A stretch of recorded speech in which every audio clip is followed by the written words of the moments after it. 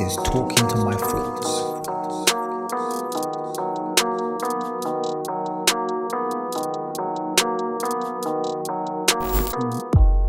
For you to almost become, and this can be controversial, but for you to become a broken man, it's questionable whether you was actually born that way.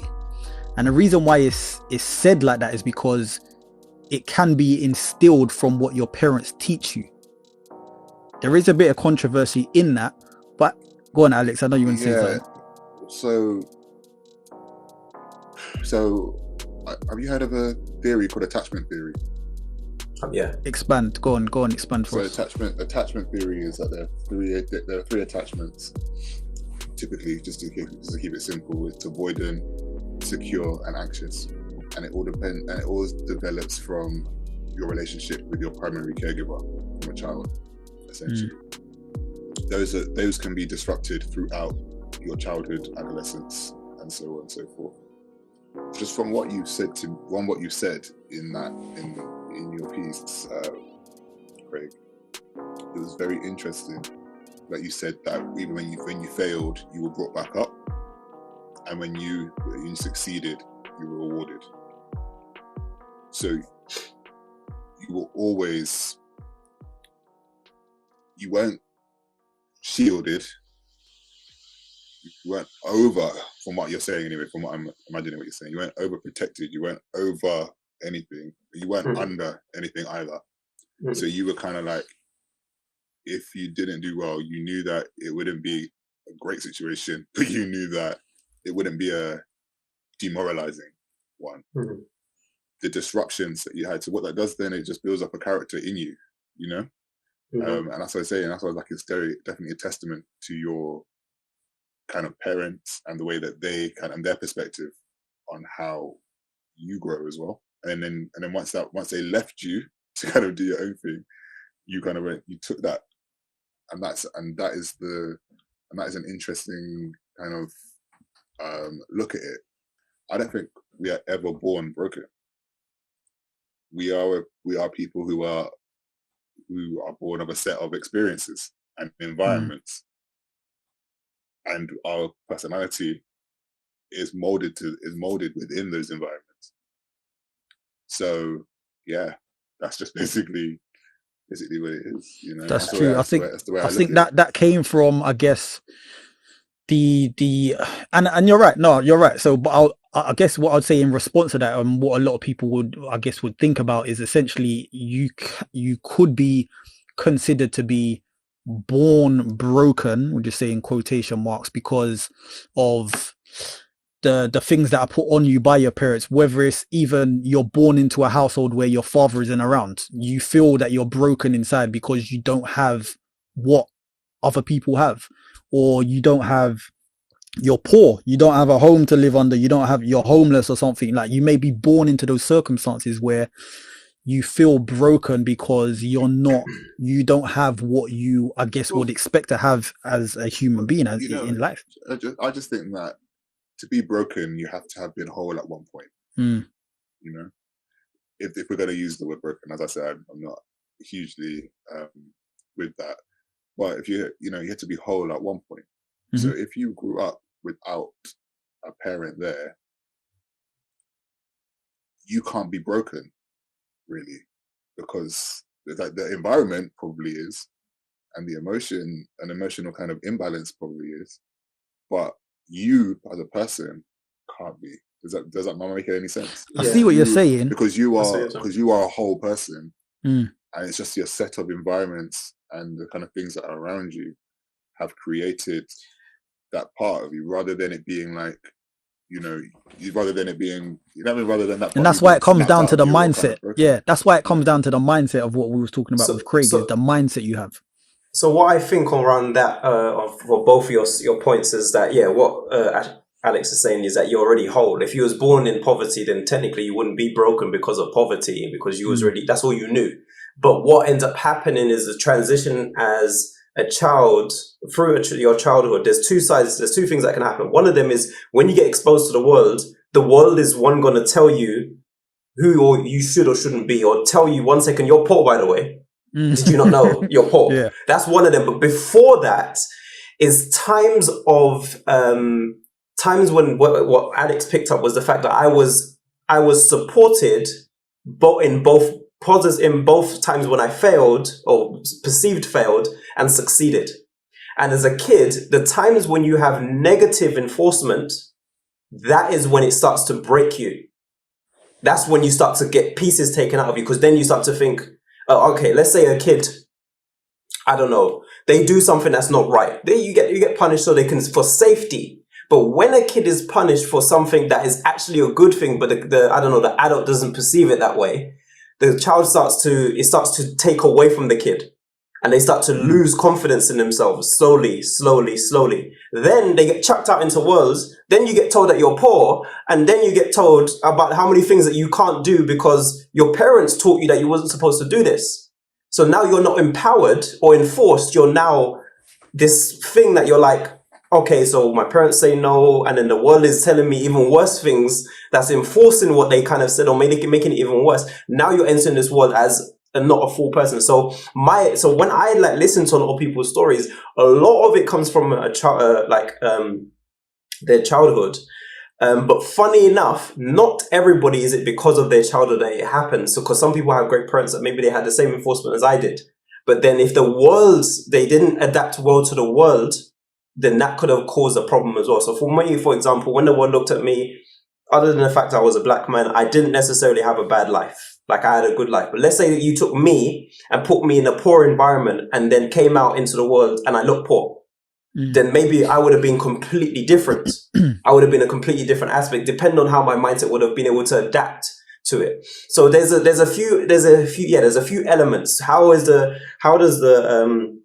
the parent really enforce some of the things that the kid goes through in their life, need it be school or relationships with friends, or how do they really support these different things? What is their contribution? And then that contribution will now be imprinted on the kid. And then when you go out into adulthood, how well do you adapt? Do you find your space in the world, or do you always feel out of place? That's the key part about it. Do you find your place in the world? Because I found my place pretty easily. I've never really gone through crazy parts of racism. I just believe if you're a hard worker, you're going to find a place in the world and you're going to click and you're going to go for it. But then maybe on Alex's side, he was a hard worker. He still did all the stuff that he needs to do to be in the positions, and there wasn't the right enforcement. To be honest, when I first started my jobs, I was rejected for my first 2 jobs. And then my 3rd job, I got it. And then in my head, I said, them 2 jobs weren't even for me because they were dead anyway. That's how I said it in my head. So I took a different job. The 3rd job is my 3rd try, and I just accepted, this is where I was supposed to be anyway. Now, Alex, on a different side, he was rejected for one of the things to say he had to go to Scotland, and he's like, wow, this is a punishment.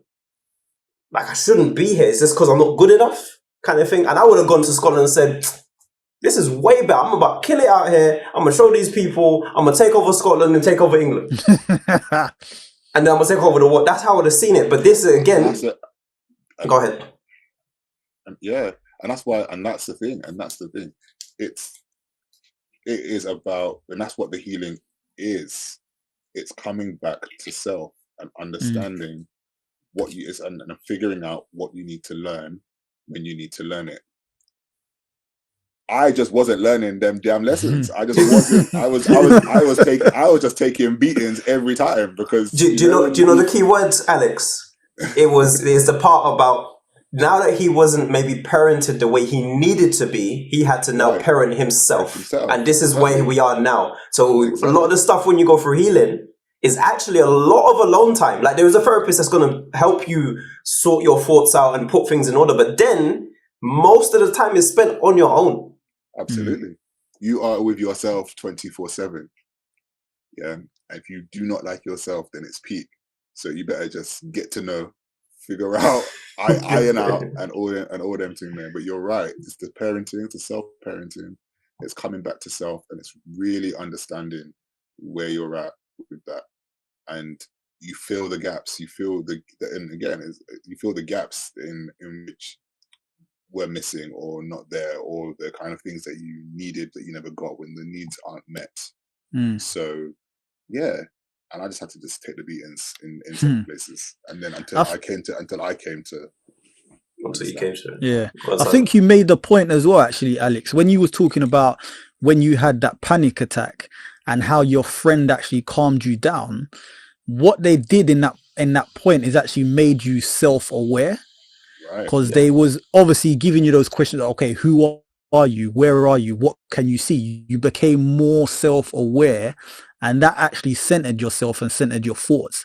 So I think even when we're looking back at what can we do if we feel in any situation that we are broken, how do we heal from that? Because that's what we're talking about, is self-awareness, is self-love, is self-forgiveness, and all of the things that we've already mentioned.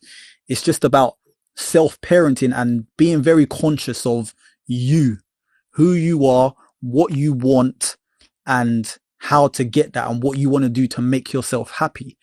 And I think that's the key in itself.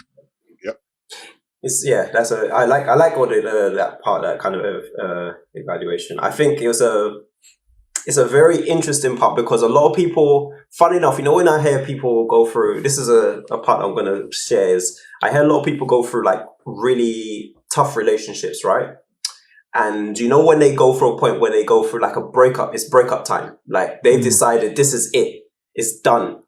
In me, I'm very empathetic. Like I'm trying to be caring and comforting.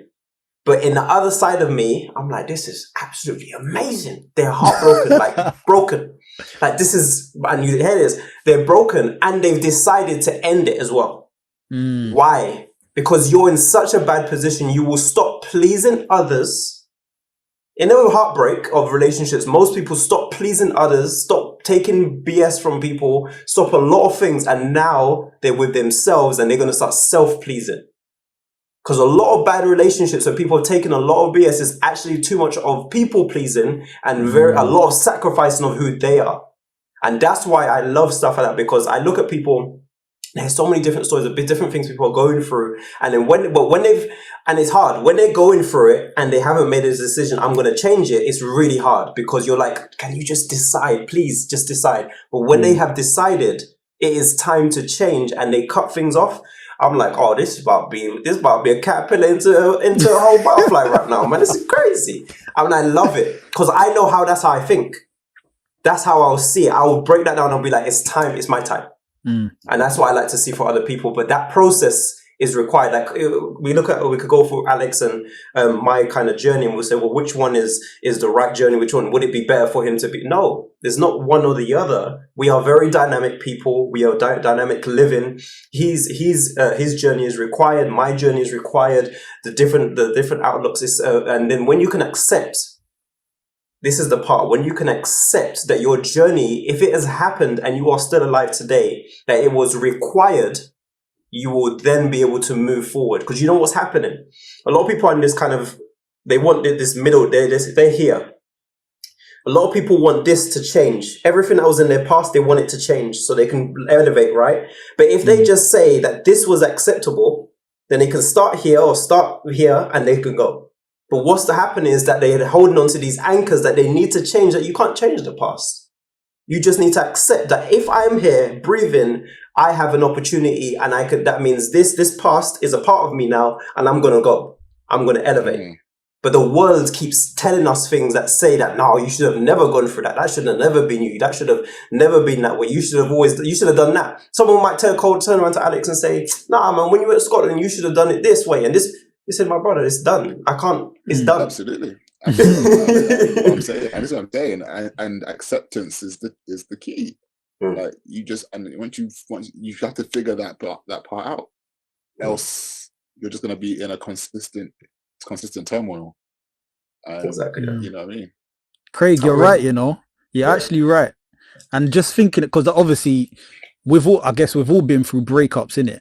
And I'm even in a situation now where I got to be honest. I feel that in some respects I am broken, and it's due to, it kind of clicked from what you said, is being in a relationship and feeling like you need to give so much to the relationship where it gets to the point where you don't really have that much to give to yourself. and then you're kind of struggling. You're in this internal battle of trying to work on a relationship, trying to please the other person, but not really pleasing yourself. And I'm at that situation now, if I'm honest, where I need to take more time back for me so that I can heal whatever things are kind of playing on my mind or troubling me, whether it's just work or whether it's just as a parent or as a partner, just trying to work on what I want and who I want to be, so that I'm in a place where I can be in a relationship and be a family man and be someone that is working in his career and can give as much as I can give to it without kind of sacrificing myself at that same point. Mm-hmm. So when you said that, I was like, you know what, that's true, you know. And even a quote or something that I've heard, I can't remember who said it. It might have even been like Will Smith or someone, where it says a relationship isn't about you having the responsibility of making the other person happy. The perfect relationship, I guess, in a sense, is having one person that's wholly happy, the other person that's wholly happy, and then you're happy together, rather than it being, well, I'm not quite happy, but I want to be in this relationship to be happy. And you're expecting that you're going to gain that happiness from the other person, when really and truly the happiness needs to come from you first. And that's what blossoms into a beautiful relationship. So I'm at that stage. I'm working on it. So I would even consider myself in many respects to still be healing from the cracks within myself. Mm-hmm, mm-hmm. Which is about just, again, finding yourself and finding what works for you in a sense. And the funny thing, you know, the killer part about it, I think a lot of people have this realization that they need to self-heal or they need to find themselves. But what they're scared of is that when they, you know, if you ever had like a good phone, right? And you go to the car phone warehouse and they say, yeah, you got an upgrade. And they're like, and you're thinking, oh, you know, the first time you ever got upgraded, it's like, are they going to take this phone and then I'm going to have to get the new one? And you wanted to keep both. And thankfully, in the normal world, we get to keep the old phone and we get the new phone, right? But in the world of us, you don't get to keep the old phone. So when you become the new person that you're expecting, that you need to be, you will have to let go of certain friends. You have to let go of certain relationships. You have to let go of certain jobs or situations or things that you want. And you say, no, but some of these friends are cool though. Can I keep them? Is that, yeah, but they're a bit toxic sometimes, right? Or that relationship, but there's the good parts, right? Like the it's good. And you go like, yeah, but you can't get both. Or that's the job is good, that the pay is way high, like 50k or whatever it is. Yeah, but the boss is like just demoralizing. Let it go. You gotta let it go. and that's the hardest part. It's the anchors. It's not the people not discovering it. It's the God. Show me a sign. My boy, I gave you a sign here. I gave you several signs. Listen, open up your eyes. Yes. You calling me for a sign? I'm giving you more signs. I slap in your face there, and you just not taking it. Do you know what? Do you know the way I looked at it as well, right? Because I was in a series of really, really bad friendships, yeah. And I always looked at it like this. I was like, when God says to you, leave the place, and you don't listen, and he'll give you 3 chances, and the third chance, he's dashing you out of it. You're gonna leave it in the worst possible way. And it's like, you know, full of shame, full of anger, full of like all of this different stuff. Because you weren't listening, you didn't pick up on the vibe that was being given to you. Yeah. And this is what and that's why I agree with what you're saying. Like, it's so funny when you speak, because it's like looking into just a mirror sometimes. I mean, this is so jokes. And that's why I wanted to just like play church piano behind you. You know, when the pastor's speaking and you're like, yes, pastor, yes. And they start standing up at the end of it, yes. But yeah, it's about acceptance and letting go, like what you said. Definitely letting go of it. And it's painful, yes, but pain heals, man. We all go through pain. Wounds heal. We all go through them things. So just live by the point. If it has happened or is happening, it is required. Right. Most of our pain, what was it? We talked about this before, Alex. Most of our pain is in our imagination. No, it's in our imagination, not in the reality. Yeah. The reality is you're alive, you're breathing, you got this, you got a ton of things to be grateful for. But the imagination is you want it to be different. The brain is brain lies. Sometimes you just gotta literally just be like, is this true? Oh, is it true? And then when you start having to interrogate whether it's true or not, or whether that's self-beliefs, that's feelings of betrayal, that's feelings of abandonment, that's feelings, all these different things. Is it true? Can you prove that? What does it make you think or feel? Those three parts of interrogation, you'll come to an answer.